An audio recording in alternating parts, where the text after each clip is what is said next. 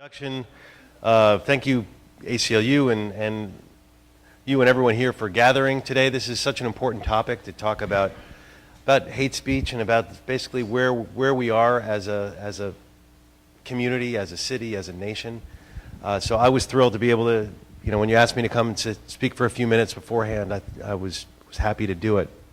And West Valley Resistance, thank you. You guys, we mentioned the legislation I did in the city, but it was because you guys brought it to me as an idea and came and said, hey, maybe there's something the city can engage in to help get the ball rolling, and immediately said, absolutely, we're in a crisis mode here, let's do everything we can, and we got that ball rolling.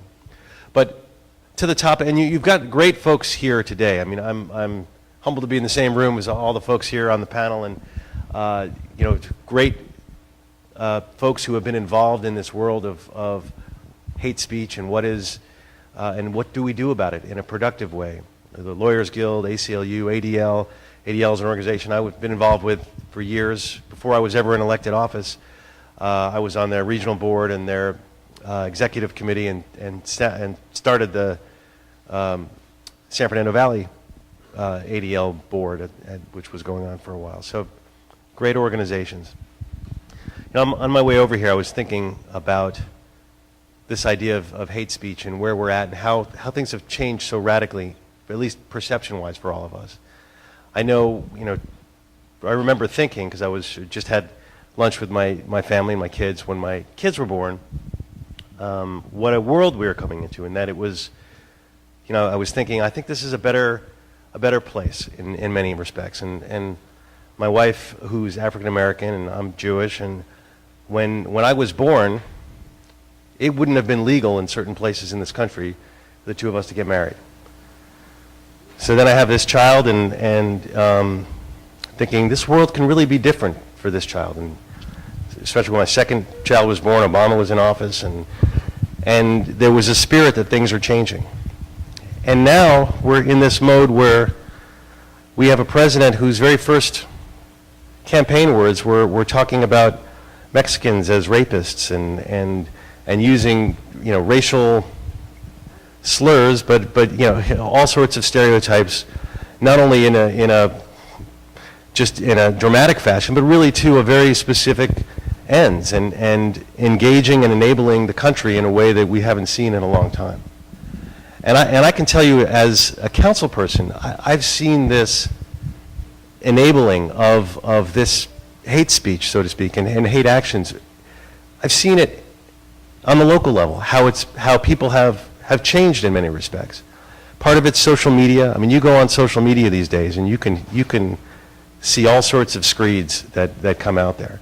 But even in the city council, the people who come to council, the public testimony, and it shouldn't be normal.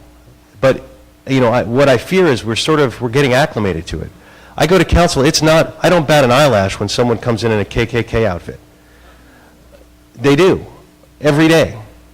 Or when the speaker card has a big swastika on it. It's normal. That's the crazy thing. Now, these are some crazy people who come to council, and so I don't want them to be indicative of what's happening, but I feel like people have been enabled in a way that is quite frightening. And we need to figure out ways to combat that and to really figure out how to embrace. There used to be the bumper sticker was coexist, and for a while, you guys all know that bumper sticker, and it's a great idea, but I always thought, you're setting the bar too low. We got to do more than coexist. That's not good enough.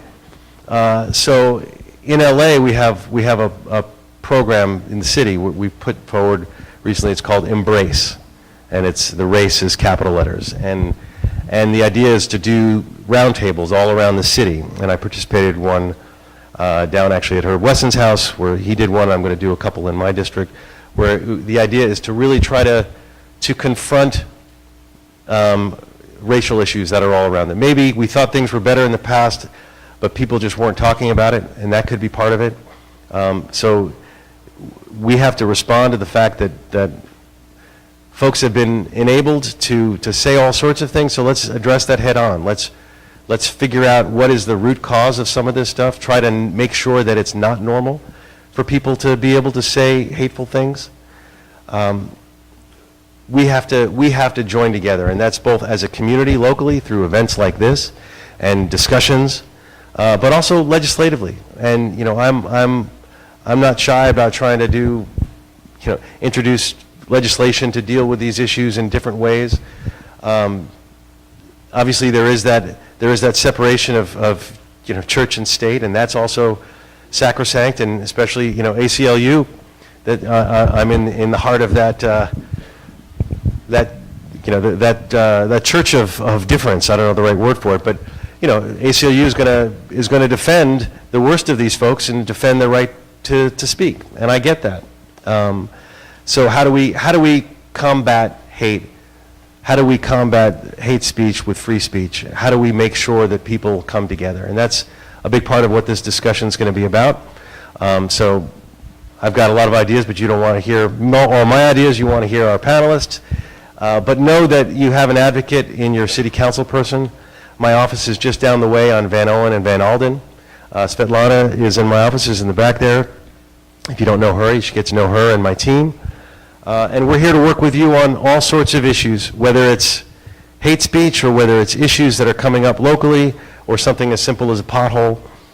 You know, hey, you say not so simple, just this is a little digression.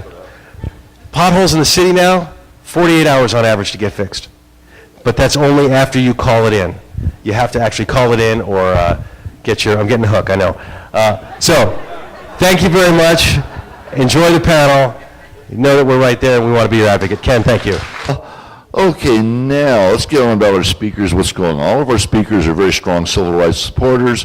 I'll give the names and then I'm going to give a brief bio of each of them, then I'll turn it over to our moderators.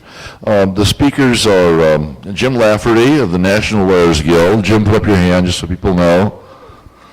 And then we've got Peter ELIASBERG of the ACLU Southern California. And Eric Kingsley of the Anti-Defamation League. Okay, our moderators are Sharon Kyle, she's a member of the ACLU Board of Directors and publisher of the LA Progressive, and Dick Price, her husband, who is the editor of the LA Progressive, and he's working temporarily now as a staff member at the ACLU. Yeah, hi, my name is Dick Price. I'm for the past 10 years, I've been the editor of the LA Progressive, a daily online social justice magazine, online only. For about those same 10 years, I've been a volunteer with the ACLU, principally with the Pasadena Foothills chapter, which is a chapter like this, only over there.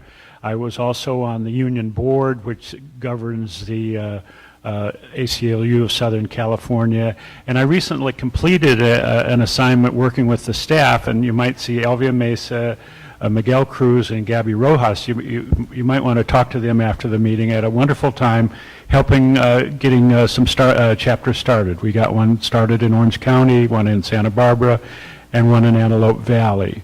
If you're going to film me, could you use the lens that stretches and makes me taller and more handsome?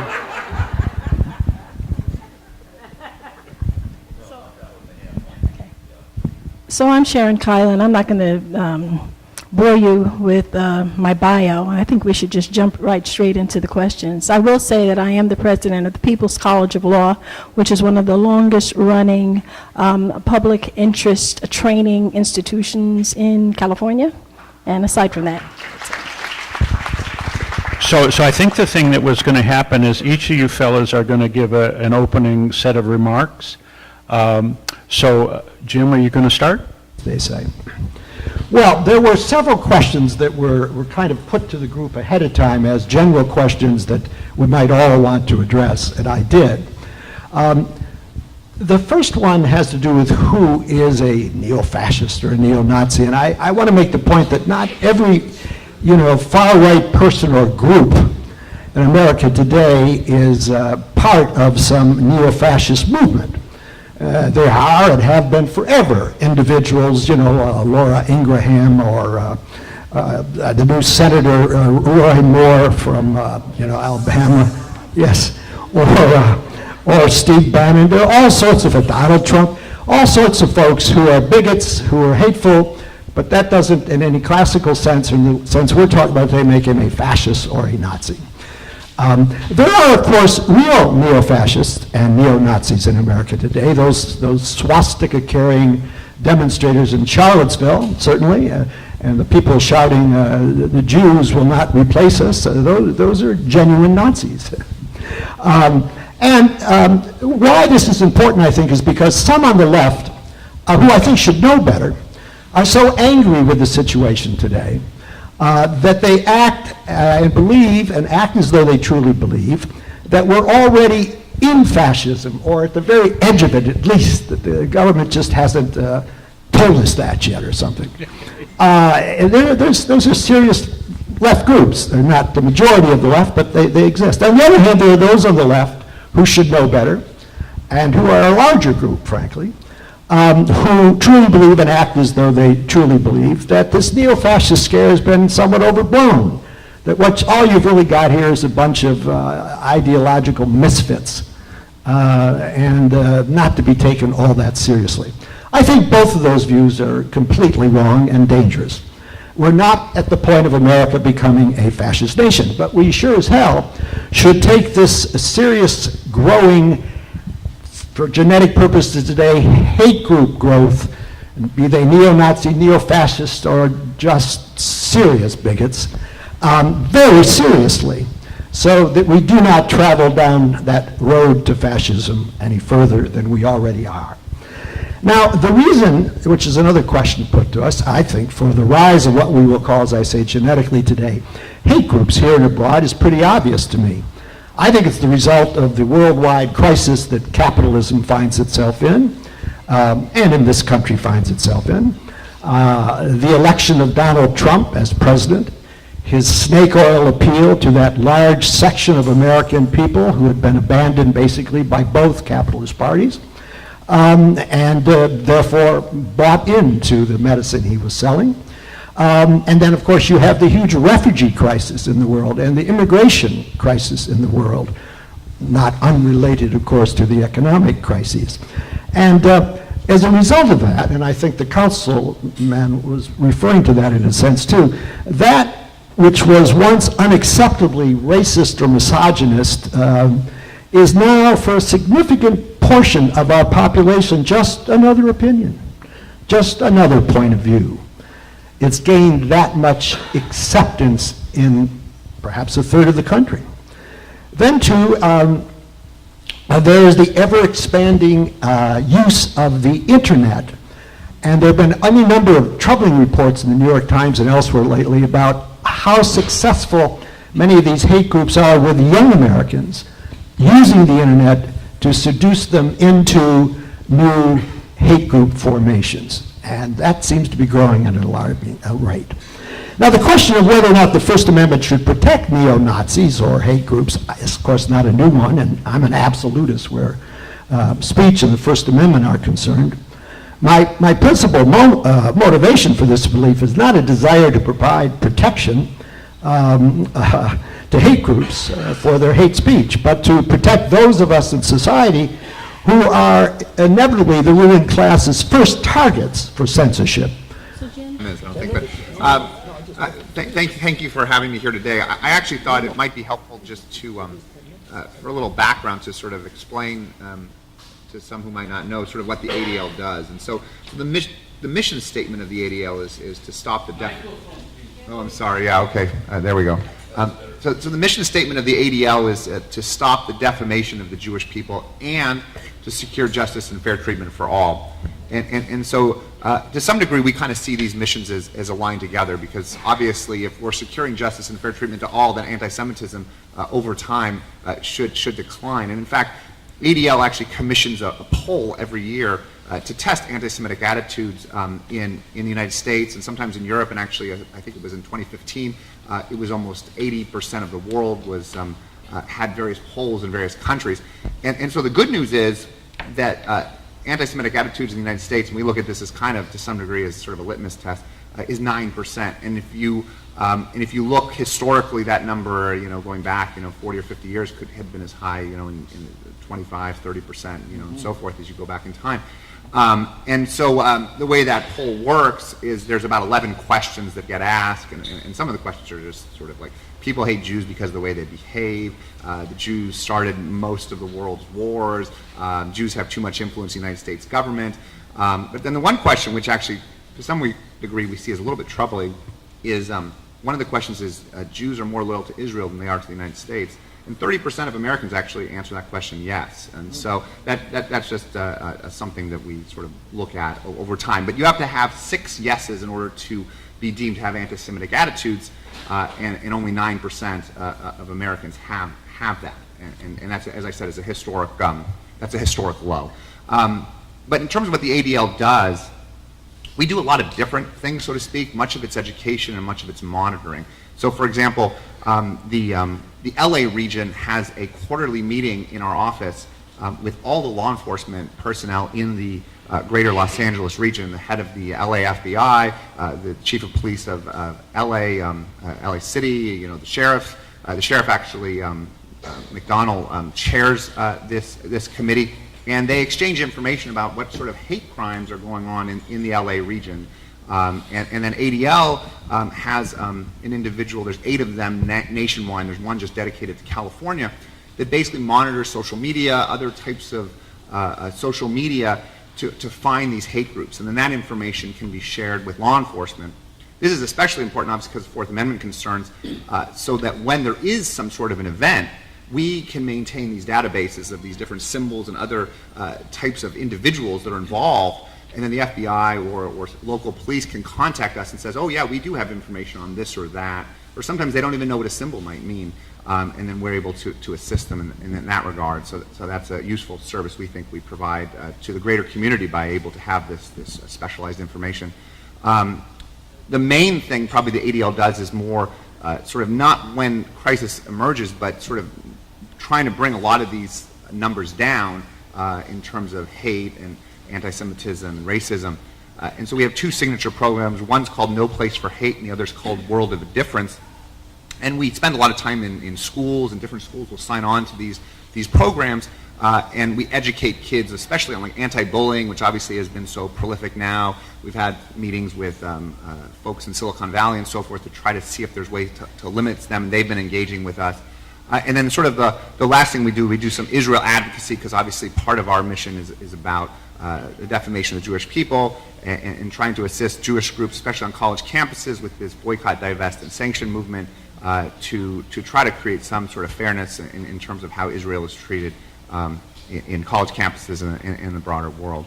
But at the core of ADL's mission, and to bring it back to the topic today, is free speech. And so we do believe, even in the situation where you have speakers going onto college campuses and sort of demonizing Israel, we believe that those individuals have right to speak. But I think, as we've been sort of talking these issues through post-Charlottesville, one of the things that I think is important, and Jim indicated, he's a purist as it relates to the First Amendment. I think maybe we all can agree, I don't know, perhaps not, but I think so, is that violence has no place. And so what ADL's concern is, when people are bringing bats and shields and all of these other types of things to rallies and things, and people are unsafe, that's no longer speech anymore. I mean, you can't cry fire in a crowded theater, and that there has to be some limitation in terms of what you can do in the public sphere where you might endanger others. Peter, would you like to take a turn? Sure. Just talk for a couple of minutes about what the ACLU does. Obviously, being here and in the shadow of Charlottesville, and for those of you who remember Skokie, there's a lot of association between the ACLU and free speech work, including free speech work on behalf of groups that many, if not all, the people in this audience would find their message appalling. But the reality is the ACLU does many, many other things, and I do think it's important, because sometimes I think what happens when something like Charlottesville comes down is people say, well, that's all you do, or why are you spending all your time doing that? And I just wanted to very quickly let people know that, in fact, we don't spend all of our time doing that. In my office, just to use one particular example, we probably, over the course of the years I've been there, had 5 different appearances in front of the United States Supreme Court. None of them was on behalf of a white supremacist, or even really on a classic free speech case per se. One was on behalf of a draft resistor, or in that case it was actually about, in the Carter presidency, the registration, and we brought a free speech case on his behalf because he said, why was I the only one who got arrested for not registering? Well, he got arrested because he was constantly letting the local draft board know. He said, well, I'm here, and I still haven't registered. And the case we brought basically said, well, look, if you're going to enforce these laws, enforce them, but don't enforce them against the one person who speaks up and says, I'm against it. We didn't win the case, but it gives you that's one sample of a case that we've done. But I did a religion case in front of the Supreme Court. My colleague just within the past week did a case on behalf of people who are held in long-term, who are in immigration proceedings and basically don't get the opportunity. They're held by the government. They are not provided with an opportunity to even have a bond hearing and to show that they are. It's not distance, it keeps cutting out. It's shorting in there. Well, I'll just try to talk loudly. And, you know, our office right now, we do a tremendous amount of work on behalf of people in the immigration system. We have a very active, very active women's rights and LGBTQ docket. I do a fair amount of First Amendment work, but I also have spent a lot of time doing criminal justice work. I was the lead lawyer along with some of my colleagues from the national office on a case against the LA County on behalf of inmates in the county jails where there was a horrific pattern of abuse by deputies in the jails. And we worked very hard, both in terms of litigation, but also public advocacy and other means in order to bring about change. Now, that work, some people would just say it's prisoners' rights. It has a huge, I think, racial justice component to it. In the unfortunate fact with our criminal justice system is the vast majority of people in county jails are black and brown, not exclusively, and there were white inmates being beaten up too, without any good reason. But the reality was the work we were doing, I think, certainly had a racial justice component, and much of our work in terms of reducing mass incarceration, trying to change a lot of the practices in the criminal justice system, I think has really important rights components that include issues around racial justice. So I'm not running away from our free speech work. I believe in it. But at the same point, I think it's important that within the context, or if you ever hear somebody saying, oh, all the ACLU ever does is represent white supremacists or Klan members, it's actually a very small percentage of the work that we do. I think that there are all sorts of really important and interesting questions and difficult questions about, you know, why is the law the way it is? Why would the ACLU take those cases? And I don't, you know, I think long and hard about them. I don't think they're simple questions that you can just say, oh, of course, this is right. We talk about them, we debate them, we're debating them a tremendous amount within the office and within the national organization in the wake of Charlottesville. We reiterated our previous statement that, you know, we're not going to bring First Amendment cases on people who want to march armed. So, and in part, that is a reaction to, or making sure that's clear. There was a lot of, I think, misinformation, and frankly, misinformation provided by the group whom the ACLU represented, the ACLU of Virginia, in the Charlottesville case. And I think we're going to be extremely vigilant to make sure that if groups come to us in the future, we are not going to represent groups that are coming to marches and rallies armed. But, you know, and I eagerly welcome a debate around these difficult questions, but I just think it is important that people understand the breadth of work that the ACLU does that has nothing to do with representing a Nazi or representing a white supremacist. Expand upon your definition of fascism and why you think they're mistaken, and just go a little bit into fascism, even though that's not really on our agenda, but I thought it was a really good topic to launch. Let me try to do that briefly, because I think some of the other things are maybe more interesting. But, you know, a number of historians over the years, if studying the 6 or 7 countries that have been fascist countries, have designed scales. Sometimes there's 10 bars on the scale, sometimes as many as 14. And these are how they've measured the degree of fascism, or whether a country was going down the road of fascism. And so does corporate control run the day and control who gets elected?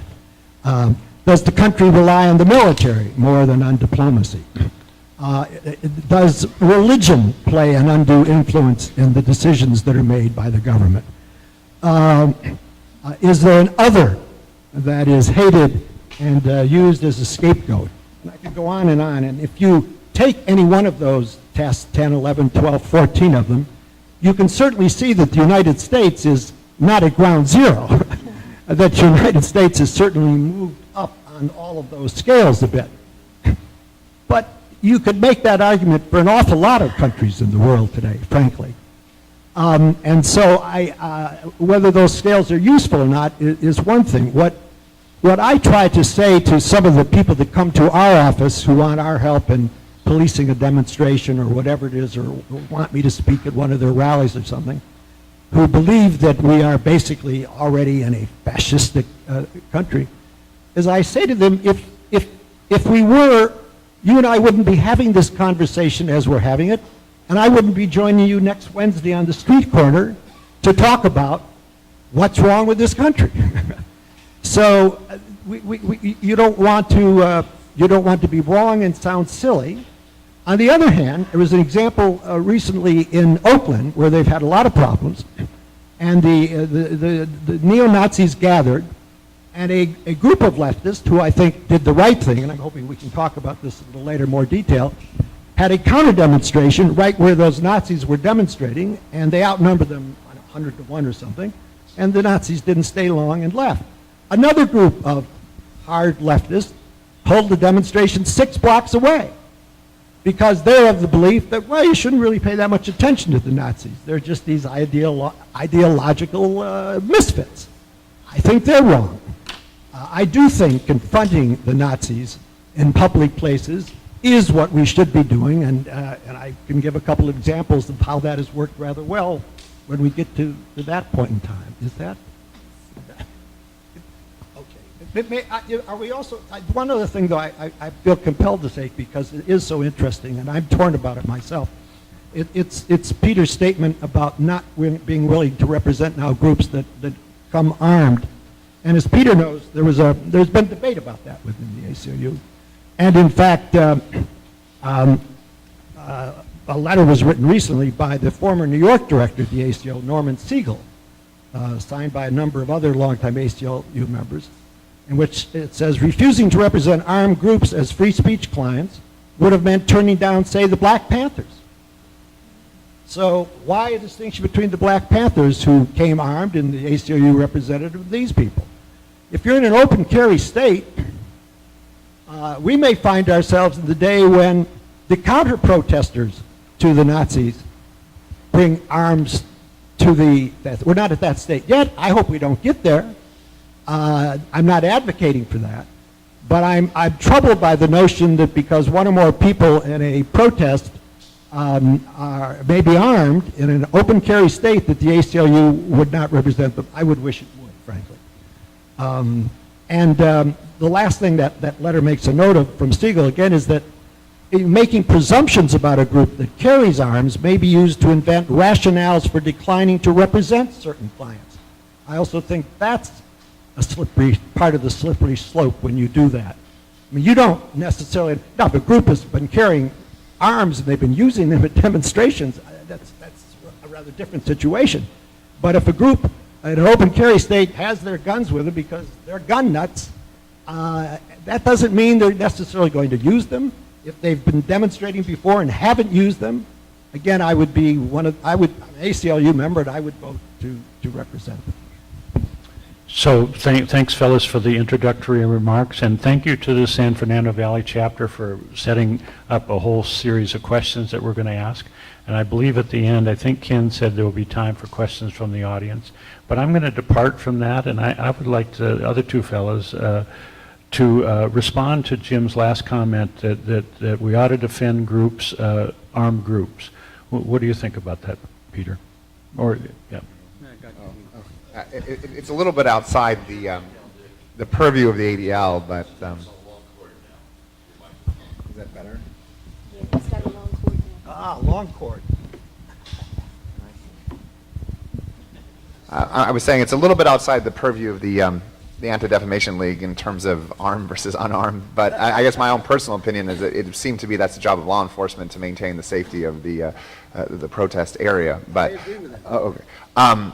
But in terms of these groups, I guess this is what perhaps I can add value to this discussion, is the in terms of what sort of racist groups are out there. There's really 5 groups. I mean, it's interesting. We live in California. California, probably because we're the largest state by population, we actually have one of the biggest problems. But there is good news. So there's basically these 5 groups. So you have neo-Nazis, racist skinheads, traditional white supremacists, sort of like, I guess, the David Duke types. There's Christian identity adherents, and then so the good news is all 4 of those groups are basically stagnant and are not growing really in any significant way. Now the 5th group, which is where California adds to, unfortunately, the problem, are white prison gangs. And this is the largest group, and it's the group that is potentially growing. And then I have another statistic that 83% of extremist-related murders were by one of these 5 groups, and 52% of shootouts with the police by extremists are with one of these groups. I think that's a national statistic. And so from the ADL's perspective, the 2016 campaign sort of gave license to a lot of these people to sort of come out of the woodwork. It's not necessarily they weren't there before, but now it sort of seems socially acceptable, I guess, to espouse these types of views, as the councilman sort of indicated earlier. So that's kind of our view on some of these issues. I mean, on the specific issue of carrying, I think one thing I would say is that, well, first of all, California isn't an open carry state, but I hear Jim's point that there are many states that are, and Virginia was one of them. I think our position is that, well, first of all, we also would be very clear that that would be an across-the-board position. It wouldn't be that we would defend some groups that come heavily armed and we wouldn't others. But I think overall the feeling was that we had to look at the reality of what happened when a group came heavily armed to an event, and the dangers that presents, and then also the idea that in the end, speech and debate, and I understand debate may feel like some sort of college hall, and Charlottesville doesn't feel like debate, but the idea of differing points of view and people express, demonstrators and counter-demonstration, the idea is that we are trying to engage in a peaceful discussion. It may be a very angry discussion, but it is peaceful. It is not a violent discussion about ideas. And that when you come heavily armed and you are basically sending the message that we're here for more than just to get our point across. I think our feeling was it may be that a judge in an open carry state would say that that's not a basis to prevent a rally from happening. The fact that a group is going to come heavily armed, but we decided that we are not going to be the ones to represent the groups that do that. And I recognize there was a heavy symbolic and expressive component to Panthers being armed at various events, but I think in the end we still believe that you can get your message out and you can convey your message without doing that, and that we're not going to be the group that represents people who want to come heavily armed to a demonstration because of the risks inherent therein.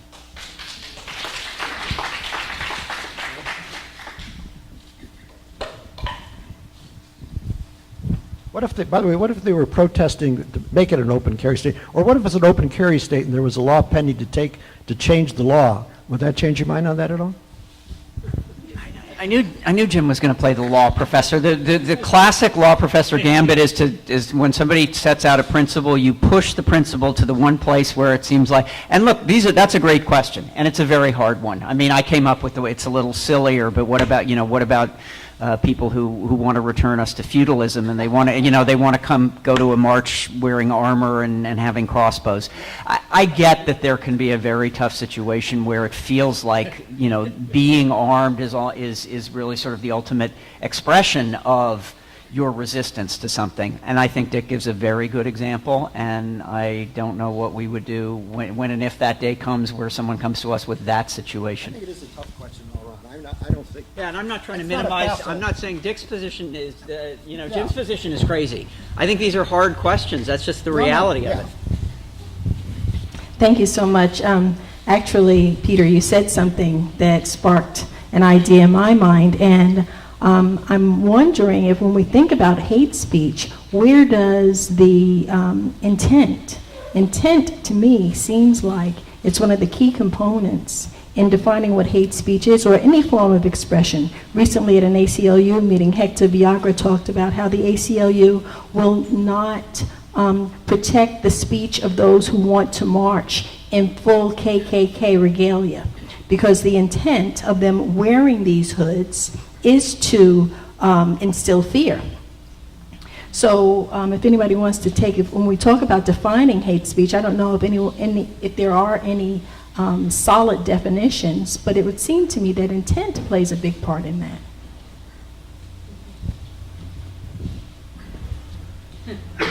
I'll go ahead, I guess. ADL, I mean, in the 1960s, the ADL was the forefront of the anti-masking laws to sort of take the masks off of KKK members. Right. And so that was the value that the ADL had then and still does today, and that you take away their power by unmasking them, and that anonymity. In the same way, if you look at the way social media works, where a lot of bullying takes place online because you have the screen between you, don't have to, see somebody face to face. There's no I guess, shame that is attendant to that behavior. In the same way, by putting a mask on, you can sort of take away any judgment by the rest of the community. So I think that makes a lot of sense. Yeah, I think the fully garbed KKK is somewhat, it's separate from the broader issue. The ACLU, quite rightly, and I assume Peter still agrees, in Skokie, for example, got the permission for the Nazis to march. And of course, the proper response was that those who opposed Nazis showed up, I don't know, number of them, 10,000 to 1 or whatever it was in Skokie. So, and then the other point I would make is that, again, I understand that speech can be hateful, but in a First Amendment context, I don't accept it. I mean, I don't accept that hate speech deserves less of an opportunity to be expressed in the public sphere than other speech that is deemed not hateful. And what one person finds hateful, another may not. People say, well, Jim, what about shouting fire in a crowded theater? Yeah, but I'm not talking about hate speech in a crowded theater. I'm talking about it out in a public arena, not where if fire is shouted, people can't get to the exit without stomping on one another and dying. People can leave if they don't like the speech. I mean, I think the minute you begin to come up with a definition of hate speech and say, we're not going to allow that kind of speech to take place in the public sphere, I think the First Amendment is on its way to its deathbed. Thank you, Jim. Peter, do you want to? Yeah. Just a couple of things I think it'd be helpful for people to know. This is purely descriptive rather than normative, but descriptively, hate speech has no legal meaning. By that, I mean courts have never said there is a category of speech which is hate speech. In the same way, the courts have said there is a category of incitement that is not protected by the First Amendment. It's a high standard. You have to show that unlawful action is imminent and that there is an intent to generate that imminent unlawful action, but that's a sort of category of unprotected speech. Hate speech is a phrase, not to dismiss it, but it is not a phrase that has legal meaning. Right. And Jim is correct that there are certainly many judges have said, one person's speech that seems hateful is other people don't feel that way, but also I really come at this more from a practical basis. There is a pretty long history of other countries that we would deem relatively free, not too high on the fascist scale, which have made it legal to prohibit certain kinds of speech on grounds that it is deeply offensive or that it creates inequalities, particularly laws that have been directed, for example, at certain kinds of pornography and so on. And we've oftentimes seen, the question I always ask is, are you really comfortable with having the Jeff Sessions Justice Department be the one who enforces those rules? Because the reality is, and I think it's deeply practical, when I ask myself who's likely to get their permits not granted, yes, it may be the people in Charlottesville, but it also, I think, in many, many jurisdictions will be Black Lives Matter. That is the group that will not be, the government will come up with a reason to say that their speech is hateful, is directed towards law enforcement. Now, I'm not accepting, I don't agree one whit, but when you look at the people who will be enforcing those laws in many, many places, They are people with the mindset like Jeff Sessions, and they will be the ones who will be making the determination that speech it's not speech anymore. It's so hateful, or so problematic in other ways those will be the people, and people with those points of views will be the ones who won't get their protest permits granted. In Canada, when they put in place a sort of a law that was designed to, and I think the people who wanted it, their hearts were totally in the right place to restrict pornography because they felt like it very much suppressed women's rights. It was an oppressive thing. The vast majority of pornography that was suppressed was gay pornography, and it was not. The law didn't end up being used in the way that I think that the authors intended and thought that it would be used. So I think we have to be very conscious when we think about, well, let's create these categories of speech that can be criminalized or prohibited. Who's going to be the ones doing the enforcing? And I'm not really comfortable with Jeff Sessions making those decisions. Yeah, I agree with Peter completely. I wonder, though, just to add to this discussion, we do have hate crimes, and so it's interesting. While there's nothing in terms of hate speech, there is a hate crime. In fact, ADL, once again, in 2009, we were the co-sponsor of the bill that got the federal hate crimes bill passed. And so, from our perspective, we do think it's important if someone commits a crime against, an African American or a Jew or a Muslim or, an immigrant, that should have a higher sentence. I'm curious from the free speech sort of purists if that is objectionable as well. No, to me, that's not a speech issue. At that point, it's not a speech issue. I mean, you could find a speech issue in it, obviously, but and that's not the only crime in which motive or intent is a factor. Yeah, I don't disagree. I mean, I think it's when it's coupled with behavior that absolutely can be criminalized. I don't have a problem. I don't have a problem. So I'd like to follow up on the practical theme. It's one thing to have a discussion fit for a law school class, but let's imagine that we're college administrators and we know what happened at the University of Virginia, and we're present, and we have this responsibility to protect the livelihood of the students, protect the reputation of the school. We don't want anybody run over by a car. So what does that administrator do when they're presented with a request or a demand from the ACLU or from anybody to have a purportedly a free speech demonstration on campus? This is kind of for all three of you. Well, it's interesting. Erwin Chemerinsky, one of the great constitutional lawyers in the country and the new dean of the Berkeley Law School, has just written a book on free speech on campus, a co-authored a book on free speech on campus. And he was a guest on my radio show a couple of weeks ago, and it was interesting because we got talking about what had been going on up at Berkeley. And Erwin, somewhat to my surprise, made a very interesting point. He said, Jim, we had two right-wing speakers in the 1 week. Yiannopoulos, I can never say his name right. Milo, and this other guy, Baker, I can't. And it cost the university, Erwin said, $1.2 million to ensure the safety of the campus for that 1 week of those two speakers. And I said, well, that's a damn shame. But what is one to do? And Erwin, as I say, somewhat to my surprise, said, well, he said, there may be a limit to what a college or a city, well, he didn't say a city, a college might be expected to have to cough up in order to honor what we would normally think of as something that we would want them to honor. I, in turn, said to Erwin, that makes me nervous a bit, doesn't it? And he agreed with me on this, that police departments will very often say that it's costing us too much to defend this particular, our Treasury doesn't allow that anymore. In fact, and we can get into this later, in something I've been just deeply involved with the church in Ocean Park and the Nazis there. When we finally organized against them and had a very successful meeting, the police, without us asking us to, sent over 100 police and horseback police and fire department police, and then complained to the church that they should be meeting in the church and not in the biracial Virginia Avenue Park, which the very people who were meeting, they've been fighting to get that park for years. You say, because it was going to cost too much, you know.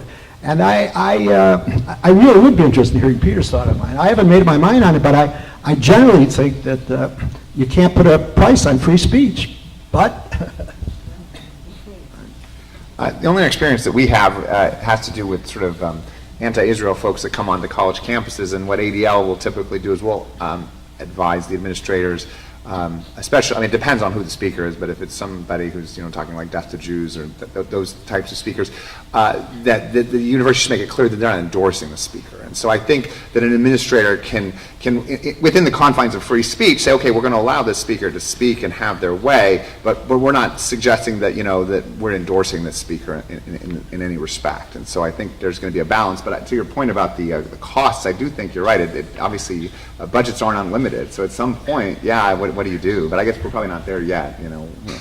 I hope. Yeah, I do have significant concerns about the idea that a constitutional right, whether it be speech or something else, because again, this is not just going to arrive in the speech context. Imagine that the Sheriff's Department says, well, it's really, really expensive to provide appropriate health care to people in the county jail. Right. We can't really afford it. So what we're going to have to do is provide inappropriate care. And, you know, some people are going to die, but it's just budget busting, and we have to be able to provide security. That's our number one priority, and healthcare has to be the second. So it's a really dangerous place to go when the government says, well, it's just too expensive. Yeah. I get the burden for college campuses, although I have a sense that the UC system could have ponied up a little bit more money. But I get that you know, at some point that this could become a real crisis in terms of financing. But in terms of the actual safety questions, when you look at Charlottesville, I mean, one of the things that happened in Charlottesville was the police did an absolutely abysmal job. They basically had a counter-protest and a protest, and when they dispersed them, they sort of dispersed them to all go to the same place. And then proceeded, I mean, there's, you know, all sorts of evidence and photographs and so on of police sort of watching while people were getting beaten. So, you know, there can be speech situations which are where there's real risks there, but many of those risks can be eliminated or almost eliminated by good policing as opposed to really bad policing. Now, it's not an easy job to deal with angry people on both sides, but Charlottesville couldn't have done it worse, I don't think, than what they did. So one thing I would say, Dick, if someone comes to you in the college administration and say, well, what am I supposed to do? I mean, I have to provide for the safety of security. I'd say, you're right, and you really should have it's really important that you have a well-trained, you know, campus police force or whatever I also times get nervous about an overly militarized college campus, but you're going to have to make really good arrangements with the police department in your jurisdiction, having to have a really good safety plan and explain, you know, your concerns and work with them to try to minimize the chances that this kind of violence breaks out, and certainly don't disperse the crowd into the same area. You know, you're going to have to keep some separation. Yes, the counter-protesters want to be able to engage with the protesters. That doesn't mean they have to be right on top of them. Right. Thank you. And there was criticism of the amount of money spent because it was considered by many on campus, including those who were protesting these white supremacist speakers, that kind of police expense was unnecessary there. That it was overkill in terms of the amount of police that they had, that there wasn't as much danger. I guess the fear of liability on the part of the university got the better of them, as perhaps that's what happened in Santa Monica in this situation I was alluding to, but that shouldn't be put at the feet of the speakers. So now I would like to talk about this notion that there seems to be a sense that hate groups are on the rise. And Eric, you and I and Dick were kind of talking in the back a little bit before we started the program. And I want to talk about the role that mass incarceration is playing, particularly in California, in contributing to this social ill. So as I said a little earlier, I guess we're dating this back to about the 1990s, and a lot of these white supremacist gangs started to basically cross-fertilize, I guess for lack of a better word, with these racist skinhead gangs.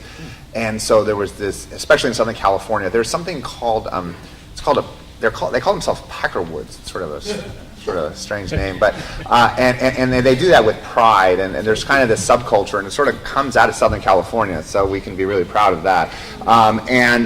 They have various symbols. It's sort of interesting that if you see somebody who has like PW, it stands for Peckerwood, if like tattoos and that sort of things.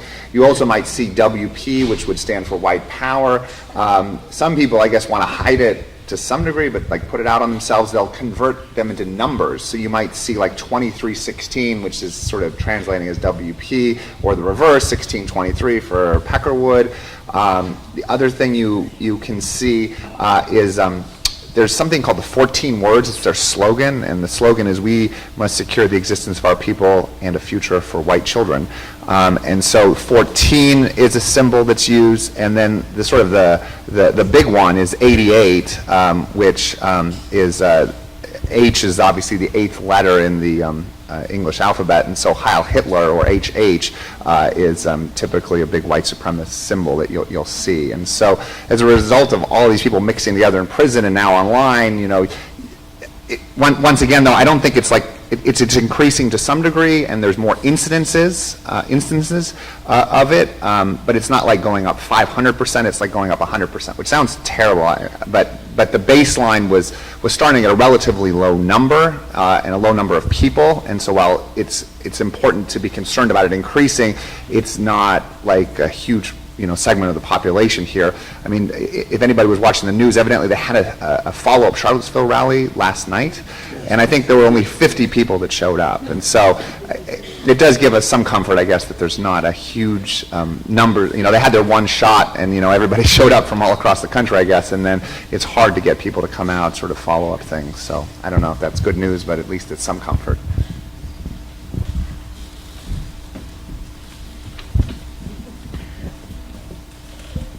So you've talked about the statewide hate groups and so forth.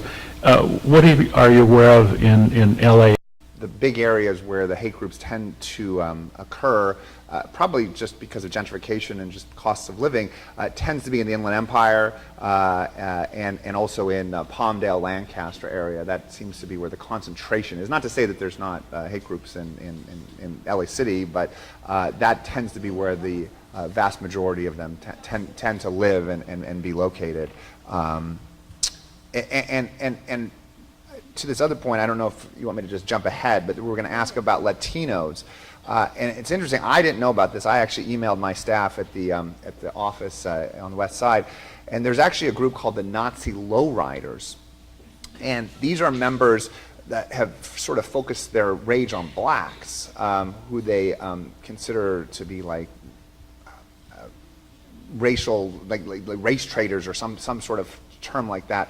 But they're anti-Jewish, they're anti-Asian, they're anti-black, but for some reason Hispanics they consider okay, and so some members have Hispanic girlfriends or wives. Those folks are accepted, but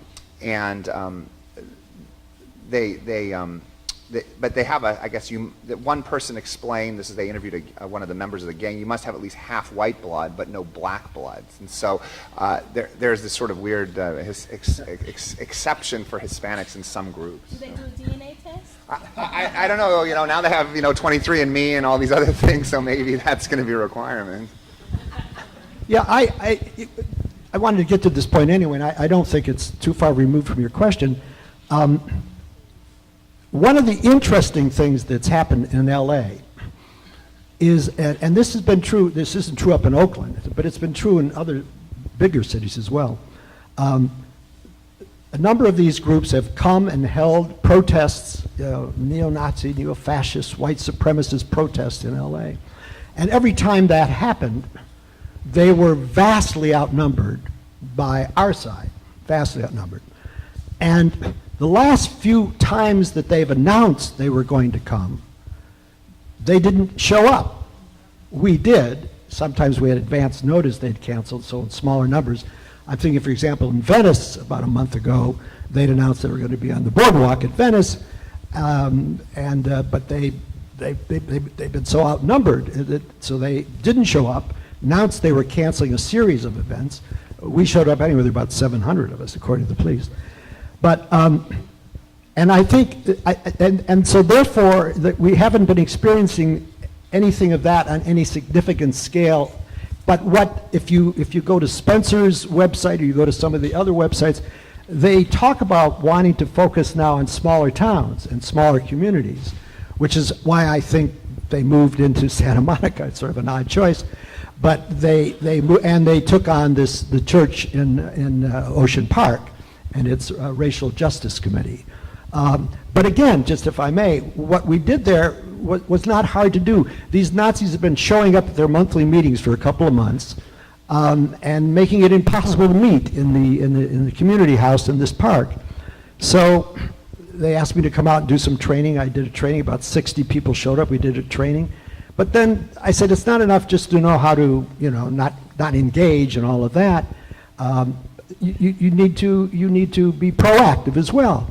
So I called Clergy United for Justice and Peace, and I called some of the groups that the Lawyers Guild routinely works with. And long story short, on that Sunday in the park, there were about 300 anti-Nazi protesters showed up. 15 clergy of all different persuasions showed up. The meeting hall, which holds 120 people, was filled with 120 people. We had legal observers there, defenders there, and with the exception of one seemingly deranged fellow who was ranting, we're not quite sure what, nobody else showed up, although a number of the people who were familiar with the cars of these Nazis said they saw them circling around, but kept on going when they saw what they were up against.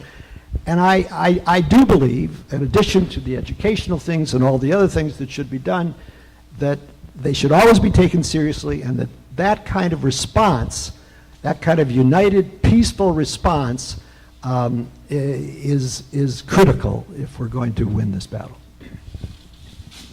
Thank you, Jim. I kind of want to ask a follow-on question to that.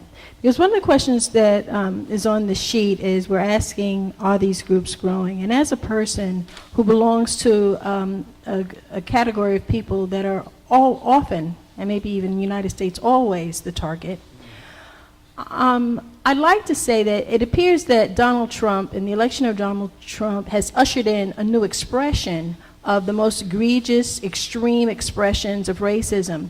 But the fact is, in the United States, since its inception, black people have ranked low on every indice that measures wellness, whether you're talking about health, education, infant mortality, wealth, psychological well-being, all of these indices, it's the same. So whether or not these people are expressing in the most egregious ways, or whether they're keeping their mouths shut and they're just my boss, I'm still going to suffer. So what do we do as progressives, as legal entities, to not just react to, but to take more of a role in combating what goes on before the most egregious expressions? Enormous question, and I'm not sure I'm smart enough to have a great answer to it. But one thing I would say is, I agree with Jim that one doesn't ignore this, one confronts it. But at the same point, I've said, maybe it's a little ridiculously over-optimistic, but I said it was really important for us to continue the work we were doing before Trump became president, that was designed, for example, to reduce mass incarceration, to change certain systemic parts, certain systemic issues that contribute to that, to those the horrific numbers that you talk about on the indices, where African Americans tend to rank at the bottom of things like infant mortality, or top, bottom, whichever, but the worst that can be in terms of educational levels and economics. And I think we have to keep doing that work. At the same time, we're engaging directly with the people who are saying hateful things and protesting in the way that they are.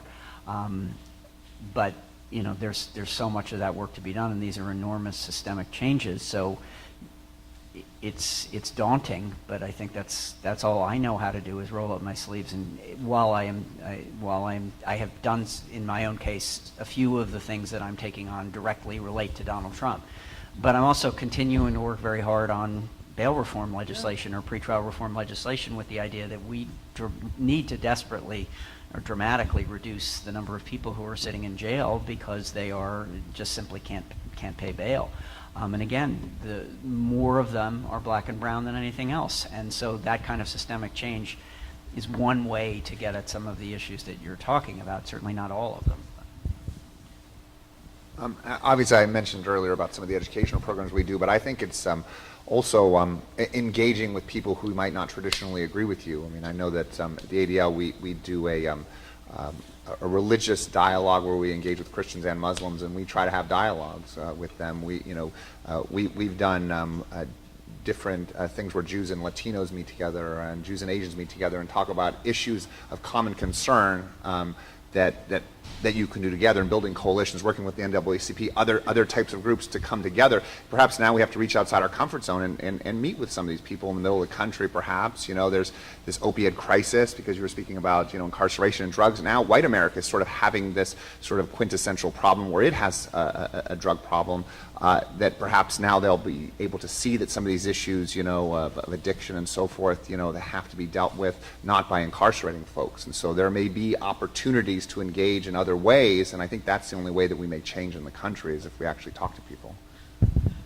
Yeah, and also, though, I think there are, again, some proactive ways as well. I mean, one of the things I'm excited about is the White People for Black Lives Matter, for example. One of the things that I was very excited about was the anti-inaugural march, not the Women's March, which was even more exciting, but that was largely just all women. It was amazing.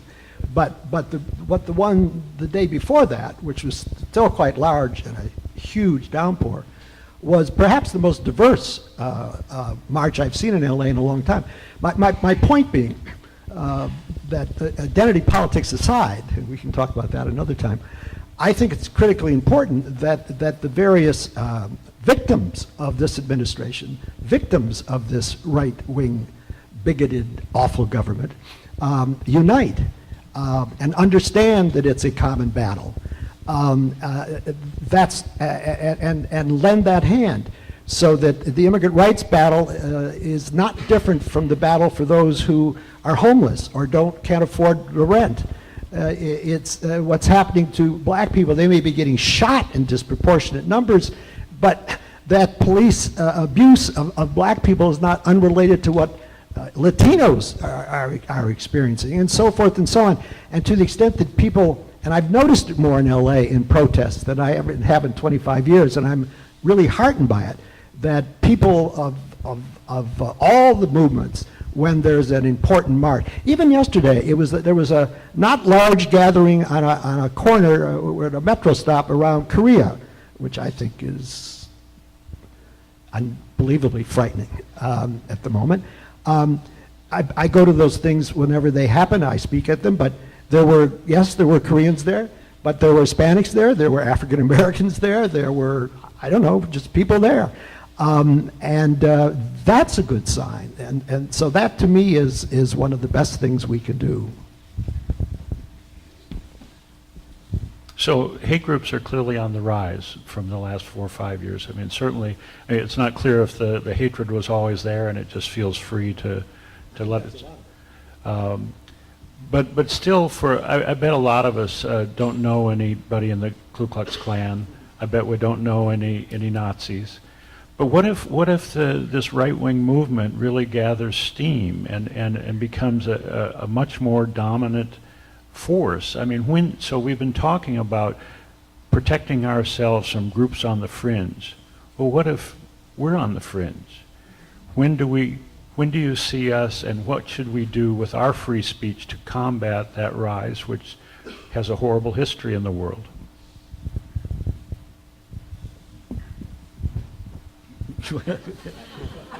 I just passed it. Yeah. Well, I don't know what to say, Dick, other than be out protesting yourselves. I mean, obviously, if the picture you paint were to come to pass, that's a terrifying picture. But that's just all the more reason why the people who don't like that picture, who want to resist that picture, have to be organizing and out and using their right to protest in the most effective way they can. I don't know I'm not sure I can think of any other good answers. to the sign-up list. Oh, okay. I mean, it's a legitimate question, I guess, but my concern would be that if that occurs, then everything that we've done up to that point has been a failure, and so that it means that all of that sort of our organizations are advocating didn't work. And so at that point, you have to come up with some new idea of what to do at that point. And I don't think we'll ever get there. I mean, certainly not in the foreseeable future. So I guess we have to sort of see if that happens, you know, and we enter that Armageddon, you know, what to do then. Yeah, I agree with the last two speakers, but I will say this. There is a group now, the Antifa group, within the anti-fascist movement, has a different view, partly because they find themselves believing we're closer to fascism than the rest of us perhaps might, and they're quite happy to engage physically. But going to your question, I think at that point, I mean, there may come a point, there came a point in Germany, there may come a point where the movement on their side has grown so strong and so militant and so crazy, and the police are prepared to turn their back on it because they're becoming fascistic more than they are, et cetera, where we will have to duke it out. And if we hope to, that may be the last stand that we take. If the government is not with us, if the police are not protecting us, what choice would we then have? My only point is, and I say this to my sisters and brothers movement, we're not at that point yet. Violence on our side at this point is counterproductive. It's not only not needed, it's not helpful. It's counterproductive. It makes us look no better than the bigots and the crazies with their baseball bats or whatever on the other side. It plays into Trump's hand that there are good people and bad people on both sides. We're the good people. We're the peaceful people. It's numbers that count. Most people agree with us. We haven't reached that point yet. Great, I'm glad. I agree. I don't think that we've reached that point. But I think that an ounce of prevention is way better than a pound of cure. So I'd like to thank everybody here, because clearly you are people that believe that we are perhaps right at the precipice of something that could be becoming increasingly dangerous for all of us. And it's, you know that old poem, when they came from the socialists, I wasn't a socialist, so I didn't really, I mean, we're yeah, thank you, that's right. So we've reached the point in our presentation where we want to take your questions, and actually we thought we were going to have more mics available, so I don't know how we're going to work this thing. Dick, be careful, please don't trip. This is, okay. Okay, now Dick, can you tell everyone about the Left Coast Forum? Because you have another one with the long cord? This is it. Does this work? Oh, it works, but that might have a short, and mention the Left Coast Forum, because like I said, an ounce of prevention is better than a pound of cure. Left Coast Forum is where left-leaning people are working together for a solution. So anyway, we're going to pass out these flyers. Go ahead, Dick. So questions, please, not speeches. Hi, I'm going to ask two questions. What is the cost of free speech? Is it right for a college university to say, if you're going to bring in a controversial person that's got a record of inciting violence, that group has to have a sponsor that posts an adequate sized bond? And then yesterday I had a frightening experience. I'm a ham radio operator. I was listening into a conversation of a bunch of gentlemen across the country on repeater, and they were talking about the fact that it was Antifa that did the shooting in Las Vegas, and of course they were paid by Soros, and these were intelligent people, and they kept this conversation going for an hour. What do you do about that? Thank you. I guess I'll take the second one first here. I mean, unfortunately, I think the proliferation of our media environment with, InfoWars and Breitbart and all of these things, I mean, what was it, this Pizzagate thing where they thought that Hillary Clinton was involved with, child molestation at this pizza shop. So, I mean, sadly, what is it? They say the antidote to bad speech is more speech, and so I think that's the only antidote. There's going to be people, sadly, that are going to want to believe these things, but I don't think there's much you can do other than just get the word out. Now we all have heard this and say, okay, you know, this is ridiculous. But to Jim's point, I think, and ADL has had some position papers on this, is that Antifa in some ways makes our jobs more difficult because of the fact that people are sort of equating both sides of having, you know, bad people or whatever it is. And so that our advice is not to engage, certainly from a, you know, from a physical standpoint, you know, and to sort of let them have their, you know, moment in the sun, 15 minutes in the sun, and then it'll probably go away, you know, and frankly you cause more attention to be brought to the issue by engaging too forcefully. On the issue of having the speaker basically have to pay or find somebody to pay for them to cover security, I get the instinct, but I think it's very troubling because it makes the least popular speaker the one who has to pay the most. I mean, Milo may be able to come up with someone who will find. In fact, he said, "I'll pay for the security." But the reality is most unpopular speakers don't have those resources. And what it also does is it's basically enabling the people who are going to protest potentially violently against them, and basically say, well, as long as I threaten and I say, well, if that person comes to campus, we're going to break it up with rocks and sticks, then you're basically making the speaker bear the brunt of something that I don't think the speaker should have to bear the brunt of. I agree completely with Peter on that, absolutely. And the other thing I would say is, to your direct question, you know, my mind can be changed on this, but at the moment, I just don't think there's a price on free speech. I think campuses have to find other ways to deal with it. I think, as I say, the reports from Berkeley were that it was over-policed, that it shouldn't have cost that kind of money to protect safety.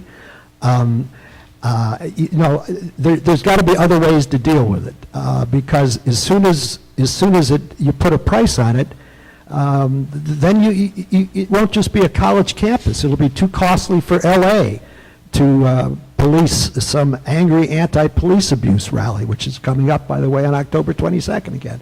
So again, I'm an absolutist on that. I just think it's too valuable, and it would inevitably. And the history in this society is that very often it's the anti-government people, the leftists, the people against the war, the people against the immigration policy, the people against the racism, that can't pay for the whole thing as Milo can, and would be out of luck.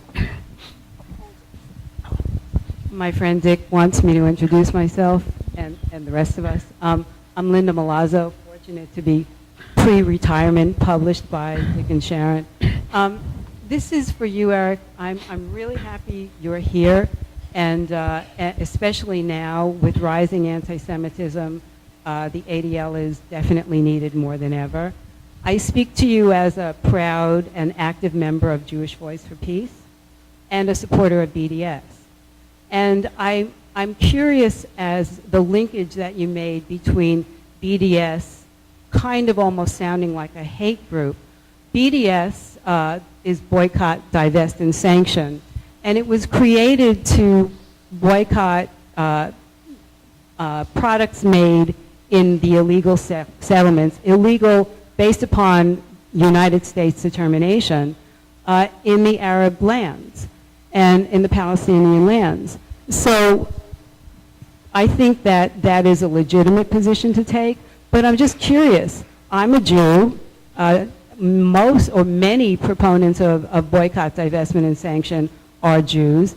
I've never heard, being on college campuses with this effort, anybody say death to Jews, ever, not once, anywhere. So do you really see us as a hate group, and do you see us as akin to Nazis? And I also point out that one of the most vicious voices, and a friend of Milo Yiannopoulos, is Pamela Geller, who is one of the greatest proponents of hate, and she fashions herself as a speaker for Jews. I find that repugnant. So if you can answer that, I appreciate it. And thank you again. Sure. There's a lot to unpack here. I'm trying to figure out how to do this so that I don't take up the rest of the hour here. No, they're all legitimate questions, though. I don't mean to say that in a put-down way. The definition of BDS is kind of a little bit, has shifted a little bit. So to some degree, some people have said that it's actually just products that come out of the West Bank, and then others will define it as anything that comes out of Israel. And it's sort of interesting because when it was defined as just products that came out of the West Bank, there were a lot of Israeli companies that actually moved their plants into the West Bank for cheaper labor and so forth and so on, like you would do in any type of it's like outsourcing to China or whatever it was, because they get much cheaper labor in the West Bank. And after this started happening, what a lot of the Israeli companies did is they moved it back onto the other side of the Green Line and laid off all the Palestinian workers. So to some degree, the BDS movement has actually hurt the Palestinian people because there were more jobs that were available in the West Bank. But in terms of the issue, in terms of why, and I don't consider Nazis or anything like that, but I do believe that there is a line that's crossed on BDS because there's no other country that's singled out but Israel for these types of issues. And so Israel is a democratic country in a very hostile region. It's been fighting for its life for 70 years. And yes, of course there are things within Israel society that should be changed, and there are things that could do better. Many Israelis would argue on both left and right that they don't have a partner for peace, and so how are you supposed to engage in some sort of a peace process when the Palestinian Authority and Hamas can't get its act together and figure out who to talk to and what the rules would be? You could argue that when Clinton had the deal in Taba in 2000, that basically Arafat pulled out at the end, and then there were many other deals with Abbas that Abbas would never engage.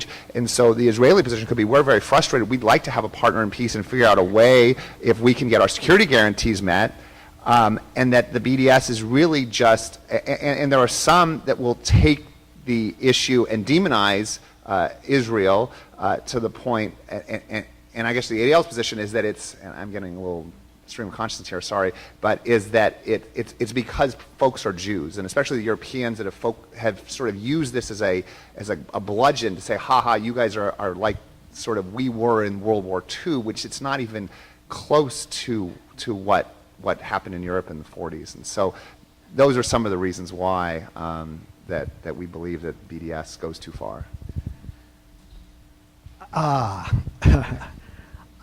I don't agree with almost anything you said. I'm sorry.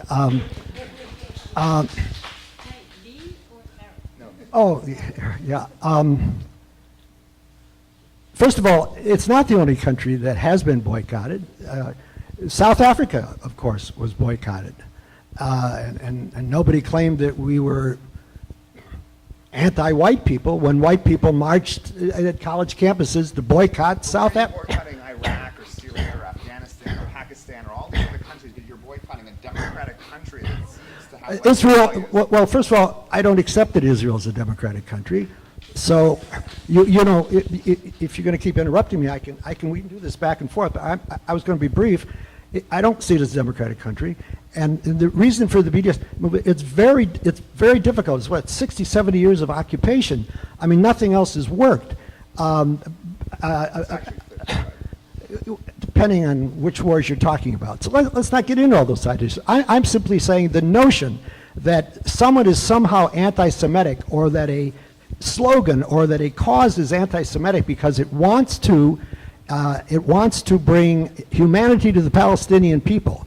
There are any number of things that Israel's doing that are sadly reminiscent of what was done to them, to the Jewish people during the Second World War. Collective punishment, the destruction of stores. I mean, I could go on and on if we wanted to make that the debate today. So you can't separate Israel out. It doesn't enjoy a free ride when it's doing what it's doing to the Palestinian people, and BDS is simply one of the ways in which to try to, you know, the Trump, our governments are wanting, well, let's boycott China, let's put some tariffs on that. I mean, economic measures have been used by the government and by movements in this country from day one. Remember the Tea Party.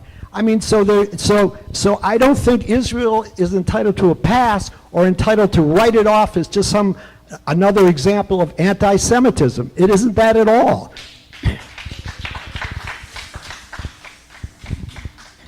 who knew Israel could be so controversial? Sorry. So you brought up the incitement earlier, the Brandenburg test, I believe, which says that the incitement to qualify as incitement, which is not protected speech, it has to be immediate and likely, or something along those lines. Yeah.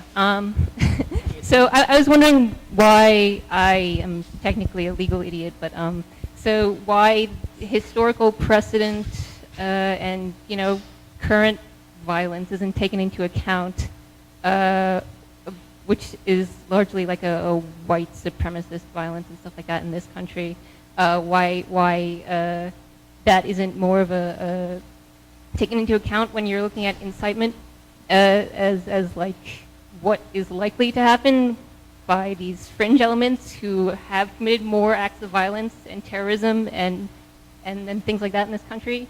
And I was wondering if there's any, because like what is to prevent someone from saying like, let's all like marshal our resources and attack the Jews at dawn in 5 years or something like that. That's not an immediate call to violence or whatever, but there's basically been no challenge to Brandenburg, I believe. So I was wondering if that was an issue for law people and if they were doing anything about that.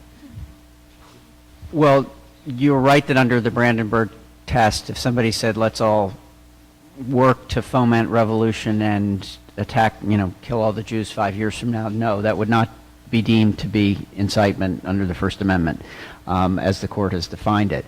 Are people, I think I can't say empirically is nobody concerned about that or is nobody trying to change it, but by and large, I'm not aware of people who are making a concerted effort. And sort of again, looking historically, the tests were a lot less protective of speech previously, and they ended up for a lot of criminalization of the communists. And I think by and large, most people who are civil libertarians have felt that the move towards from the tests that were used to basically put a lot of people who are communists in prison was a positive movement. But I'm sure you can find people who think Brandenburg is too tough a test. I'm not specifically aware of who they are. But in terms of, I think you also have to be aware, as the test is set up, it is about my intent to incite somebody else. If I also go out and just say, well, I'm going to hold a rally, but my real intent is just to go out on the street and start shooting people, there are ways to prohibit that, but they're not usually about saying the speech wasn't protected. They're usually what happens is you criminalize the activity that the person engaged in. But a lot of times, the idea is that the speaker is directing to make somebody else do something illegal. The fact that violence has accompanied activities generally is not considered a basis to prohibit the speech. And good example, again, to try to show that this is not just about white supremacists. I worked on a case years ago that involved basically the city of San Francisco tried to shut down protests in the wake of the Rodney King verdicts. And what they said was, in effect, well, this bad stuff's going to happen. It's there were some bad people who do bad things, and they took advantage of the protests to go out and throw rocks and throw bottles and break windows. And the response, and I think the correct one from the courts, was you criminalize that behavior, but you don't then say we're going to put a curfew in place that in effect would have prevented all of the demonstrations that were going on in the wake of the Rodney King verdicts. Good afternoon. Thank you very much for the session. Very informative. My question goes to the heart of the matter that Ms. Carl kind of touched based on that. The difference between hate speech and hate crime. I think, in my opinion, the law is kind of blurry. Why is it that it's okay that somebody with a Nazi flag can go and protest in front of a Jewish temple? But if you burn a cross in front of an African American house, some jurisdiction, you go to prison for 10 years, federal or state law. In Europe, in Germany, for example, the Democratic Society, if the minute you produce a swastika flag, you immediately get arrested because the point of the law over there is what you said, fear and intimidation of a minority. be in full regalia or not. And I appreciate there are three eminent attorneys here. Please tell me, I'm really confused about those two, you know. Well, I think my understanding of it, and I'm not certainly an expert on this, is that a hate crime is an enhancement to another crime. And so if, for example, it was based on Matthew Shepard, who was the gay individual in Wyoming, I think it was, and he was dragged behind a car and killed, and he was picked out by these murderers because he was gay. And so in that case, there would be an added sentence to they didn't have such a law in Wyoming at the time or under federal law, but if that were to happen now, then there could be an added enhancement to the sentence. And it obviously could apply to other things other than murder. So for example, if it was, for robbery or some other crime that might not be a life imprisonment, then the hate enhancement would add to it. I mean, that's exactly right on that score, that it is an enhancement because there is an act that is not a speech or is not deemed to be expressive in and of itself. It's a murder or an assault or whatever that can be criminally punished, and that this First Amendment has nothing to say about it. In terms of the distinctions between potentially, for example, you may have heard about people who have been punished for burning a cross. The distinction in the law, and the law has made in those cases, is generally there is a very directed, targeted at a single person pattern of intimidation, as opposed to a more general idea of, our flag represents something that may feel very threatening to us as a group, but it is not. We're not standing outside of Jim Lafferty's house on a regular basis, taking a particular action. At a certain point, you can get to a harassment or intimidation.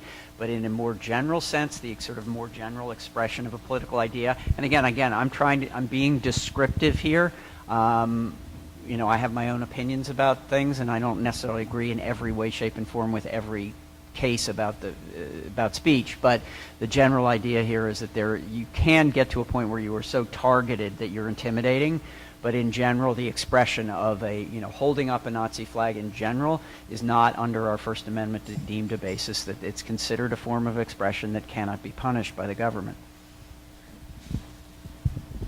I agree. I agree. And it's hate crimes. It's one thing to say, well, you beat this guy up not simply because you got in a fight in a bar, but because the person was black or because the person was Catholic and you're Methodist. But speech separate from that, to me there's no such thing there's hateful speech. I don't think we ought to use the word hate speech. There's hateful speech, and the reason it gets confused is because it gets confused when it gets lumped together with hate crimes, where sometimes there's no speech involved at all, by the way. Can you hear me? Okay. I have a couple of pieces of information to offer before asking my question. One is at the Southern Poverty Law Center. Some of you may be familiar with it. They track hate groups. If anybody's interested in knowing where they are, who they are, what they stand for, splc.org is, they have an interactive map that you can find out more about that. Also, everybody here, I assume, is interested in trying to combat hate in any way they can. I think one of the things that we can do every day is to call out, if you hear somebody saying something that is, off color or, inappropriate, engage them in a conversation. Ask them why they feel that way. There's something called microaggressions, where there are things that people say that are insensitive that they don't even realize that it affects somebody in a certain marginalized group, and helping to educate. And this goes to the question I'm about to ask: is there any kind of training offered to people to help them to combat or to speak to these things on a daily basis when they encounter it, be it in the workplace, be it out in the street, be it among their friends? I think that's something that's really important, is for people to be able to speak up when it happens. and not in a combative way. Huh? Yeah, Jim Lawson does trainings in that, and there are others. But I want to thank you for the question, because I'm concerned. If you do public opinion polls, it looks okay.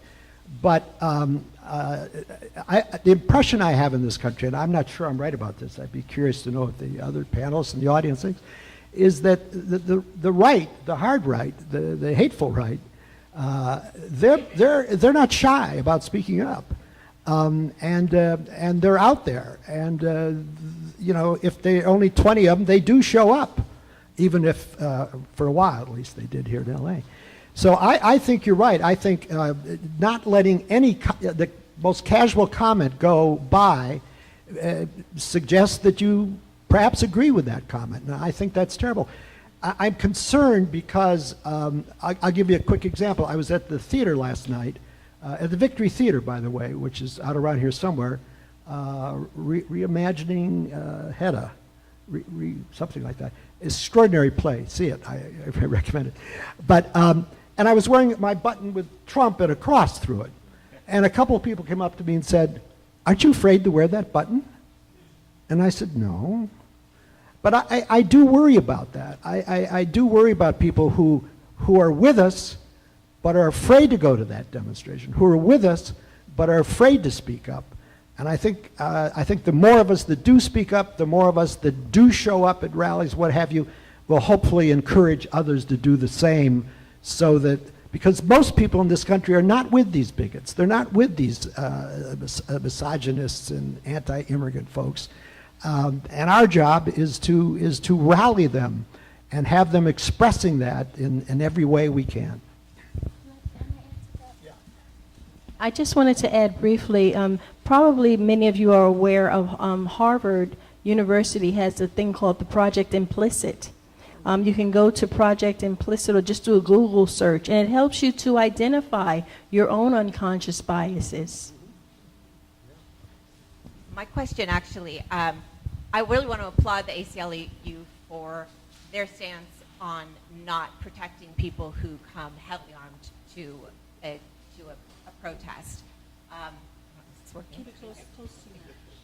So I think that in itself is probably one of the most important things that you guys can do.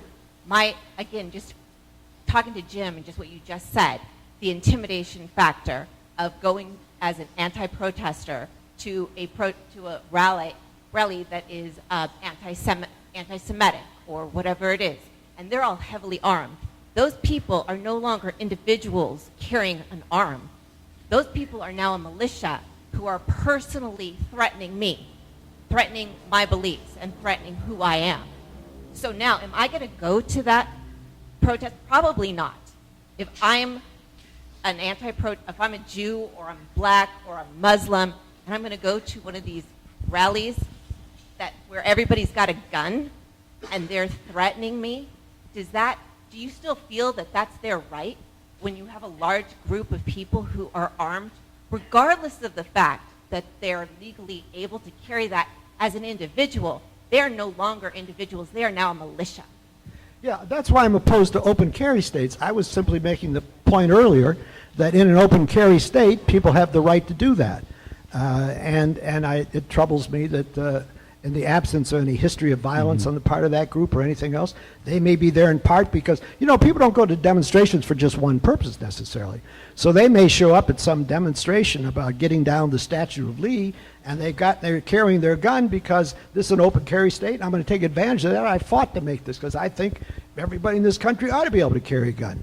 Well, I don't agree with them, but I think they have the right to be there, and I think they have the right to enjoy the protection of civil libertarians and the First Amendment. In California, so your example, everybody showing up heavily armed with guns and rifles and looking like a militia, you can't do that here in California, and you can't do it, so it's not a problem here. In those places where it is a problem, people are still showing up. They still showed up. I mean, our side still showed up in Charlottesville. Does it have an intimidating factor? No doubt. People felt that when the Black Panthers carried guns into legislative halls, into their public gatherings, that it had an intimidating effect, especially in a white racist country who sees every black person as about to knife them or something. You can imagine the appearance of Black Panthers with guns was very intimidating. But the ACLU, quite rightly, defended their right to do that. I was just wondering if you could make a distinction for those who haven't gone to law school. It's not that you believe that these people that are carrying guns should carry the guns. So that's, I think that part may be lost. You think that this is a Second Amendment issue, or? I don't believe in the open carrying of weapons. I think it's a barbaric, stupid practice. I don't interpret the Second Amendment that way. Okay, thank you for doing this, because for me it was very educational. I originally came to ask only one question, but after I heard the debate, the whole thing about the BDS and Israel, I feel I make a short comment, because I'm originally from Israel. And I was a soldier in the occupied territory. And I saw a lot of abuse that we did, which have nothing to do with Israeli security. It was just abuse of power. And I think, and this continued until today, not when I was in the army 30 years ago. I think that democracy is ended in a 67 border. From there, it's a military rule. Together with the settlers, they can do anything they want, every day. The hate speech that we hear in the United States, I don't think many people know that many cabinet members of the Israeli government engage of hate speech almost every day in the same level of those groups that we saw, including 3 cabinet members who openly endorsing establishing an apartheid system in Israel. 3 cabinet members, and they get interviewed in Israeli press. I read Israeli press every day, and I hear exactly what they say, including parliament members of the ruling party, Likud, advocating openly an apartheid system. I hope that the ADL will also speak out against this, and saying that although we are defending of Israel's rights to exist and live, which is very legitimate, but you have to speak out against hate speech and hate crimes that are taking place. And condemn those cabinet members they openly call for an apartheid system. It's very important. And urgent, one more thing, and then I'll go to my questions. There is an organization in Israel called Breaking the Silence of ex-Israeli soldiers who give a tour in the city of Hebron, where it's already they establish an apartheid system. Please send people from your group to see it from your own eyes. Don't listen to anybody here, what's happening. Just send a delegates, and they will be happy to explain you what's happening. They have a tour in Hebrew, and they have a tour in English. And one of the founders is an Orthodox Jew who volunteered from Canada to join the Israeli army, and he was one of the founders of this, because he believes he came to defend, but he saw a different picture. Okay, now I'm going to my question. This is a free speech question. Because I have something, and this, I know it's nothing easy about this, but if you have an individual or group who come to give a speech and say, I believe that all the blacks and all the Jews should be annihilated the same way that the Nazis did in Germany. Kill them all. I think I heard one of those Nazis saying, oh, you know, those Latin, it's only 11 million people. It's not a big deal. We did it to the Jews, we can do it to the Mexicans. Is this really a free speech? I personally believe if somebody called to annihilate the entire people because of their ethnicity, race, or religion, these people could not have a right to say this. If they want to say something else, but for me, this is the borderline. And I don't feel that the democracy or freedom of speech will be hurt if you tell them that's it, this is not, you cannot say this. If you say this, you're out. Okay, I want you to respond to this. Thank you. Thanks very much. You want me to respond to the comments first? I guess obviously some of the you witnessed firsthand. So obviously and I'm sure there are many instances in Israel where there are problems, as there are instances in the United States where there's problems with police. So I'm not suggesting that Israelis are saints all the time, and there are problems that should be addressed clearly. I think. To the broader point I was trying to make, perhaps I didn't articulate it well enough, is that the United Nations said that Zionism is racism. My colleague here is saying that it's it's an apartheid state potentially, so or maybe actually.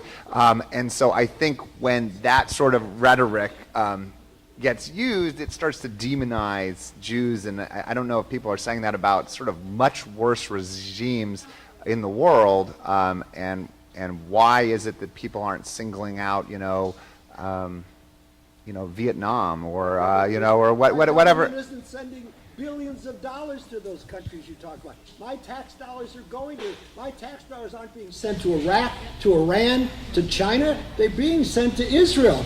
I resent my tax dollars being used in that way. Believe me, if they were sending them to Iraq or to Iran or to Saudi Arabia, you'd hear from me too. The bad behavior of one group doesn't... No, I'm not suggesting that it excuses it in any way. I'm just saying that it's interesting that it does sort of raise the specter of why Israel is being singled out, and to some degree it from our perspective, I guess it seems as though there's some anti-Semitic motive, at least among some individuals. Perhaps not everybody that comes to the issue.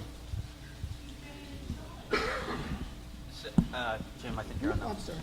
So on the question about creating a particular category of speech, let's say that it would be a category, you can't call for the annihilation of a group on racial, religious, gender grounds.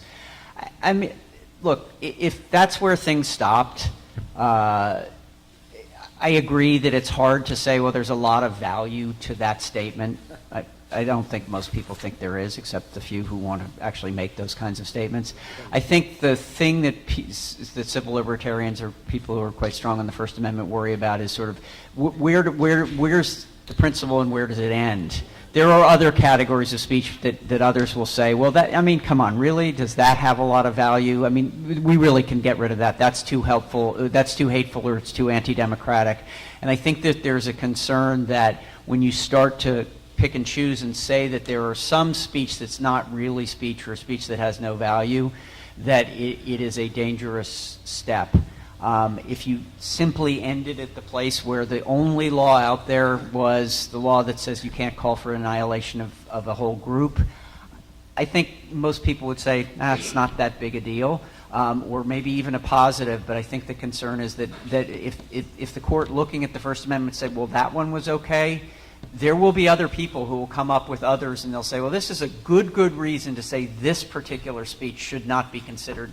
And you hear it all the time. I hear it, oh yeah, I'm a big believer in free speech, but this, and unfortunately sometimes that is stuff that I think, yeah, actually, I really want to hear that. I may not agree with all of it, but I sure want to hear it.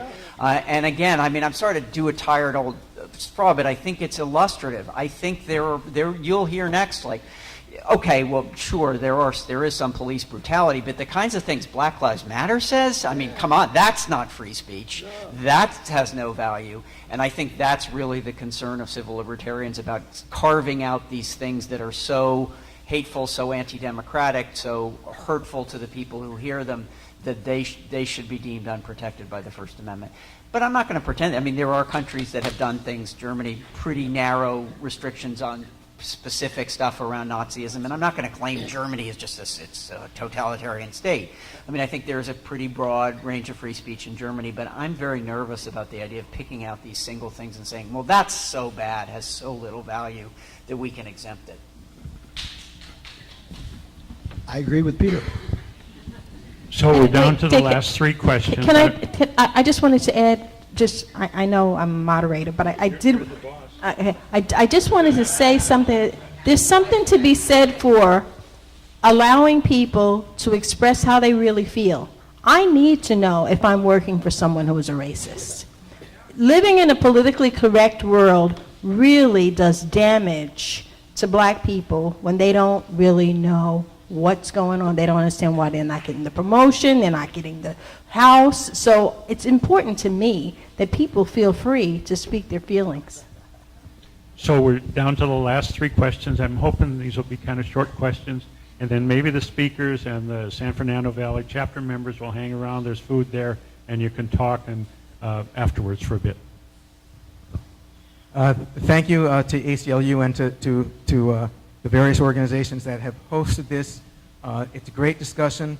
I really appreciate it.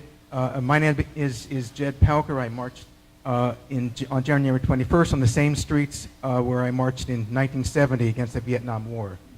And for me, it was a reemergence into what has been a total immersion in the last 8 months or so. I have so many things to ask, but I'm going to try and winnow it down so I can try and make this in less than a minute or so. Yes, hate speech exceptions exist, and it's regulated more in other countries than it is here. I would suggest that if we consider something like crimes against humanity, that's actually it's a hate crime, but it's not against an individual. It's against a group of people. I would suggest that perhaps we might want to consider that in the future as our country gets more into the position of having to concern ourselves in the legal sense about how we deal with hate speech. 50 people are far more than is necessary to create and amplify a message. You have, in Facebook alone, you have a 2 billion person audience who can see something that 50 people did. You can make a worldwide message with 6 to 10 people, maybe even less, and especially if you have good camera people.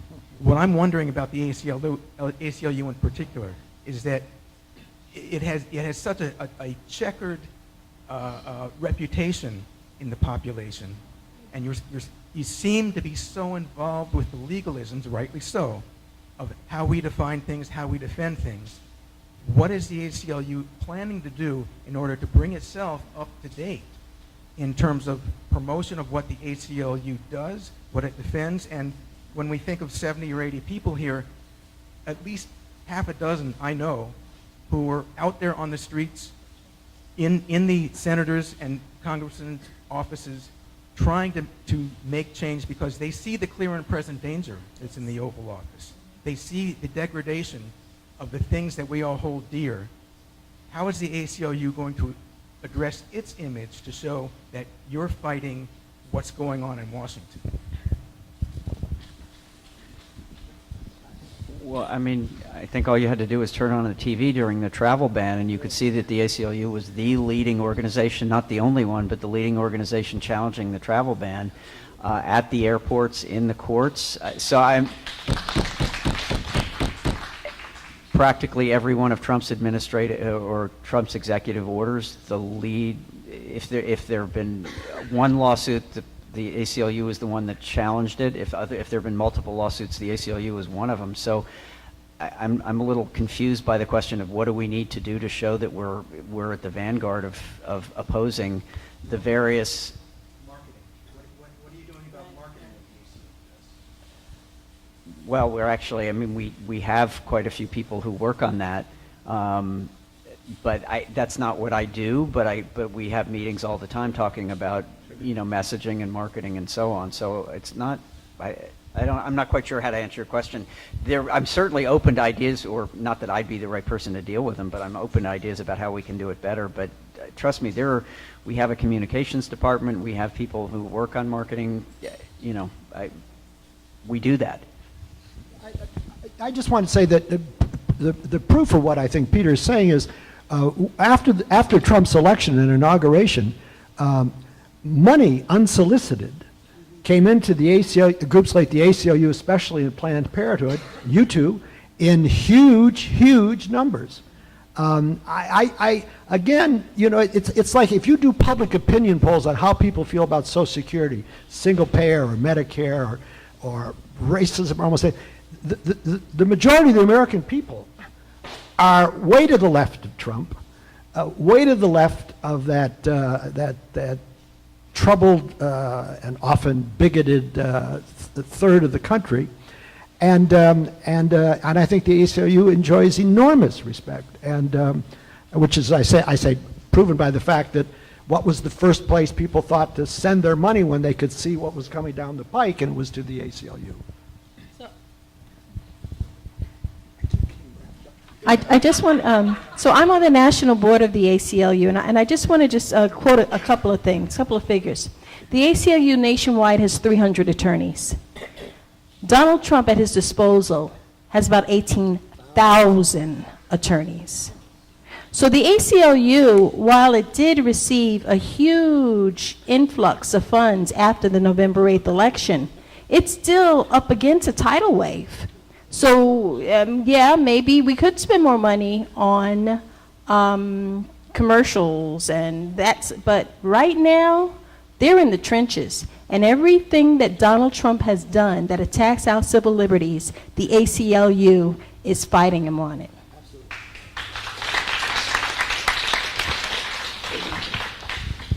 What Black Lives Matter Inland Empire chapter. I'm really disappointed in hearing some of the words of Eric Kingsley. The reason being so is we actively participated in a counter-protest in San Bernardino this past summer. We came under a little louder. Can you hear me now? Yeah, that's better. So we came under attack in that counter-protest. We never crossed the street. The group of anti-Sharia protesters with ACT and the Proud Boys, they actively crossed the street to engage us with their weapons 2 times. The police never protected us. And then we found out later that some of the police were on their side. And they weren't there infiltrating, getting information. They were actively participating. When we were doing our research after that incident, and we were trying to look through some of the signage, and I took it to my because it was an anti-Muslim protest. I took it to a college professor who is a professor in modern Muslim history, and he said a lot of this stuff isn't anti-Muslim, it's anti-Semitic. So what is this doing at an anti-Muslim protest? Well, I'm going to get to my point why I'm so disappointed. Our next Black Lives Matter meeting, we had 10 Jewish people show up to our Black Lives Matter meeting and say we need to combat this hate. And I'm like, I'm with you. I agree with you 100%. That's what we was out there doing. But you mean the hatred of black the anti-Semitism along with the rising tide of white supremacy out there. And I'm disappointed because I wanted to really, because we actually have a lot of Muslim members too, and some of the rhetoric that came across seems like I was going to reach out to you. I don't know if it will work. I mean, I hope it does, but I'm really disappointed in some of that rhetoric. I wanted to get to the ACLU though, because this is more pressing than that. One of the things that we do is nonviolent direct action. We do disrupt, but this was a counter protest. We already knew it was going to be somewhat dangerous, but this was before Charlottesville. We didn't know how organized the right was. We didn't know how much funding they had.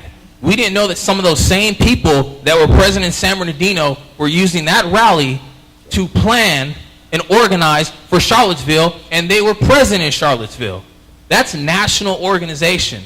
And the thing that really bothered us the most is the ACLU defended their right to have that rally there. We have a play. We can combat some of this stuff.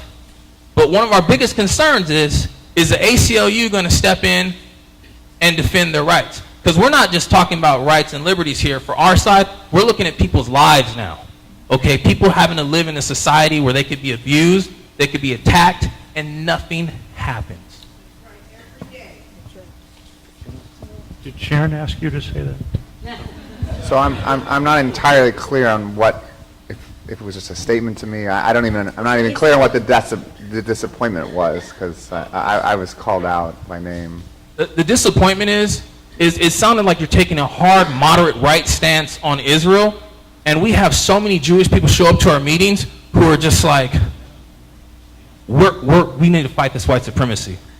And we actually sat down and we talked about it. Muslims, Jews, and we were like, yes, and it's coming from America, and we think that it has an impact in Israel. We're not going to deny that. But the thing that disappointed me is that hard right stance. There wasn't too much ambiguity in the stuff that you were saying. Fair enough. I mean, I guess maybe put it in context a little bit. I mean, ADL is not a hard right organization. Maybe my language made it to purists. So, I mean, AIPAC is certainly to the right of us. The Zionist Organization of America is to the right of us. We're kind of sitting right in the middle, I would think, at least as it relates to Jewish groups. Okay, I mean, fair enough. I mean, I guess one of the things I know that, as it relates to Black Lives Matter, that we've been concerned about, and I think ADL will be a supporter of Black Lives Matter, is that I think Black Lives Matter, at least some chapters, had like pro-Palestinian planks in their charter. And I know there was a incident that happened actually in Chicago at the Dyke March a few months ago, where a woman wanted to walk in the march with a rainbow flag with a Star of David on the flag. So it sort of does a little bit look like the Israeli flag because it has the Magen David in the middle of the flag, but it's basically just it's a rainbow flag. And the organizers of the march basically told her that she couldn't participate. And so I think ADL is a little bit concerned about the fact that progressive groups on the left are starting to demonize Jews to some degree, and if there's any symbols of Jews or other things that would tie them to pro-Israel support, that they are then being like basically excluded from the progressive movement. And so I think that's a concern that the ADL has. Perhaps maybe that's where that came from. I don't know. Yeah, my concern isn't that. My concern is this hard right moderate approach. It seems like it's very counterproductive, but at the same time, I'm looking at the situation we have right here in America, and it is extremely anti-Semitic, and I don't think you guys are prepared to combat that with the position that you have. You're going to have to work with these people. You're going to have to reach across the aisle. You mean on the left or on the right? I'm talking about on the left. Right. No, I understand. We're concerned about anti-Semitism on the left and the right. We have it on both sides. So we're trying to sit in the middle and figure out how to play it. So. I can tell you're trying to sit in the middle. That's what I'm calling you on. Okay, fair enough. But I'm not sure there's anything else we can do. But, it's been, 2,000 years of Jewish history. They've been trying to kill us. So, we're still here. Anybody else? Yes, you're talking about ACLU. ACLU. Well, I wasn't speaking to Palestinians. Yeah. But pro-Palestinian doesn't mean anti-Jew. It can. It doesn't. Okay. Peter, do you want to respond? Yeah, just quickly. So, I mean, a couple of things. Look, I was not at the ACLU of Virginia. We are a national organization, and decisions were made at a statewide level. Let me give you just a little bit of background, and I understand why people are very upset and were horrified by what they saw and what happened at that protest, but I do want to give one bit of background information that I think is at least helpful to understand why the decision was made to represent him. The government did not, basically said, you can't march or you can't have a rally at this park, we're moving you to another park. Exactly. And there was no justification. The government didn't say, we're moving you because we think you're going to be violent, because we think you're going to carry arms. What the government said, or the city of Charlottesville said, was, we're moving you to another park because we don't think we can protect you at this park. We've always opposed the idea that people can't engage in speech in a particular area because other people are going to attack them. Right. So that was the factual background about what happened. The city of Charlottesville did not say, we're not granting you a permit because you're coming armed, okay? So that's the sort of the legal background on that particular case. But in your situation or other situations, as I've said, and I'll say again, we are not going to represent groups that want to hold rallies heavily armed. And certainly in the situation where you all were attacked, I mean, I would never defend somebody who attacks a counter-protester. And we have also tried to take actions against police when the police have failed to do. I mean, it sounds like there was a complete failing on the part of the police in the situation, in the protest you're talking about. And that's absolutely unacceptable. The police's job is to ensure that they don't always do it, but their job is to ensure that peaceful counter-protesters aren't attacked by either the original protest or anybody else. So your rights were violated, and the police absolutely did wrong in not taking care to ensure that you could be there and peacefully counter-protesting. No, absolutely. Again, I agree with Peter completely. I want to add there one thought, because I think there was something else in your question about the ACLU I wanted to address. The National Lawyers Guild, which makes no bones about the fact that it's a left-wing, progressive, however you want to call it, bar association. And so, for example, if one of these right-wing groups comes to us, and it's once in a blue moon it happens, we don't represent them, and we don't try to help them get a permit. We don't send legal observers to their marches. If they get arrested, they can rot in jail for all we care. That's just our position. No, but I mean, that's our position because And one reason why we have the luxury of that position, I might add, is because the ACLU, of which I'm also a member, does not have the luxury of that position. And I support the ACLU in that regard, even though we don't do it. And the reason I support it is because I'm old enough and familiar enough with the history of this country to know that as soon as these right-wing groups can't gather and protest on the street, believe me, you won't be able to gather and protest on the street. Because, frankly, this government isn't far removed from the politics of those right-wing folks that are on the street, but they are sure as hell removed from what you want, rightly so. So it's in your interest, believe it or not. It is in your interest and the anti-war movement's interest and the immigrant rights movement's interest and all of the left movements in this country to make sure that these right-wing groups do have the right to protest, because as soon as they don't, or even before they don't, the government will be making it impossible for us to gather. And so I do thank, that's why I pay my dues to the ACLU. Protesting. They're going to be racist regardless. Yeah. I know that. Yeah. I'll tell you the play, because I'll tell you part of the play. The San Bernardino terrorist attacks have become their home breeding ground for white supremacy. Right. Before they tried to have a White Lives Matter protest, and we did a counter protest. We showed up with about 100 people. They showed up with about 3. They got back in their cars and they left because they realized people were going to show up. But that was before Trump. Yeah. After Trump, they came out with over 300 people. We want to take away the spots that they use as breeding grounds for white supremacy. And that's why I'm not opposed to removing some of these Confederate statues, because those Confederate statues are very dangerous in the fact that they will use those as historical breeding grounds for white supremacy. And right now they're using the San Bernardino terrorist attacks and that location as their breeding ground out here for white supremacy. If we feel like we can take this away from them and they can do it somewhere else, it would have a huge impact. But I don't want to see the ACLU come around and turn on us and say they can protest wherever they want to protest. So we're down to our last question. And I want to thank these wonderful gentlemen for sitting through all these questions, and my wonderful moderator. I want to thank the San Fernando Valley chapter for inviting Sharon us to moderate. I want to remind you of the Left Coast Forum, and hang around afterwards and there'll be some conversation. Here's our last question. Thank you. So my name is Jill Humphreys. I'm not an attorney, no, I'm a legal worker. Or I'll put it this way, I'm a social scientist. I am a social scientist. Is this right? Yeah, so I'm a social scientist. Joe, right up close. That works with attorneys and has been an LO for over a decade. So my question is this, folks, because I'm on the streets, I train people all over the country to be legal observers. Matter of fact, I just got back from St. Louis representing our chapter here. Yep. And the question is this, folks, particularly for Jim and Eric. Is that correct? Did I get your name correct? ACLU? No, Peter. Peter, I apologize. So I have legal observed where there have been clearly AK-15s from both militia groups on the left and right. So in McKinney, Texas, someone showed up with an AR-15, and I just did a quick interview to assess the risk. And just recently in St. Louis, I was escorting a black militia group around the city for about 3 hours with crossbows, AR-15s, and other military-grade weapons. And so my question is this, specifically for ACLU and the Guild, right, because I've heard the conversation.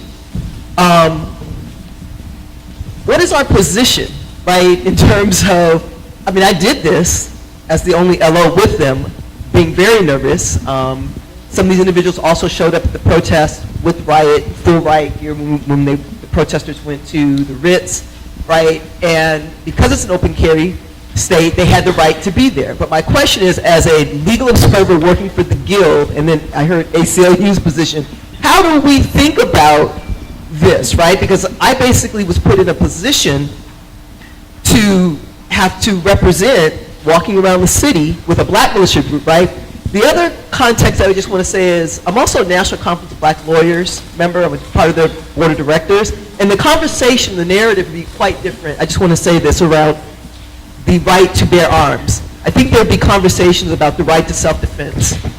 Right, so as I am working with black communities, helping them build their own capacity to provide mass defense and legal observing and organized attorneys and jail support, we're also talking about the need to build into that structure self-defense, however our communities decide to define that. So I think it would be useful perhaps the next time you have a panel that you invite some NCBL members and maybe some NBA members, National Bar Association members, because they have a different perspective because of our history as people of African descent here in the Americas. Well, just very quickly, I support the groups you're talking about. Joe, I support them preparing to defend themselves. I do. Secondly, one of the things with respect to our legal observers, in case some of you are wondering now, based on what Judge has said, if you want to come to the training that we're going to do here, we're not an open carry state, so we don't encounter that problem. We've not had any legal observer in 25 years seriously injured here in LA. And we send people out in pairs. We don't, if that was here, we would make sure somebody had been with you because of the situation you found yourself in. But I certainly agree that a panel would be richer if it had the participation you're talking about, and I support that idea personally. I mean, again, I understand that different people have different views about self-defense, different histories with the police and others. I still think overall we believe that it's going to be our choice not to represent groups that say that they want to protest fully armed in states with open carry. I think Jim's probably right. I don't know for sure, but I think at least for a while, unless there's even an even larger blow up than in Charlottesville, I think judges will say, if you have a right to protest and we're an open carry state, then you have a right to carry arms while you protest. But I think the ACLU's position is that if there is some, there is some legal question and there's some pushback on getting a permit, that we won't necessarily represent those groups. That was a decision it's actually quite an old principle from a long time ago, and there hadn't been a lot of discussion about it. This is actually a position that was taken in the 30s around a decision about whether we would ever represent Nazis, and the answer was, we will represent Nazis, we will represent, as we always have, we will represent all sorts of different positions when they say that they want to express themselves and the government is saying you can't, but we're not going to represent Nazi groups at the time that come armed. And then when Charlottesville happened, all we did was go back and look at an old policy that's never been changed and say that we're going to continue with that policy. But I totally understand the historic context and the reason why a lot of people have a different feeling, and people in the black community have a different feeling about weapons and self-defense. I totally get that. There's a history behind that that makes some sense. But I think our position is we're not going to represent groups that want to rally fully and heavily armed. I didn't specifically. The Guild would certainly not have a problem with representing, if it was an open carry state and Black Lives Matter wanted to go to that demonstration armed. I don't know if we've ever taken a national position on it, but I'd be surprised and shocked if we didn't continue to support Black Lives Matter at that protest, be they armed or not. Are you done with the question? Are you closing? I've got some closing remarks. Okay. Well, I want to thank everybody for coming. I hope you've enjoyed the afternoon's program. The speakers, thank you very much for participating, spending your time with us.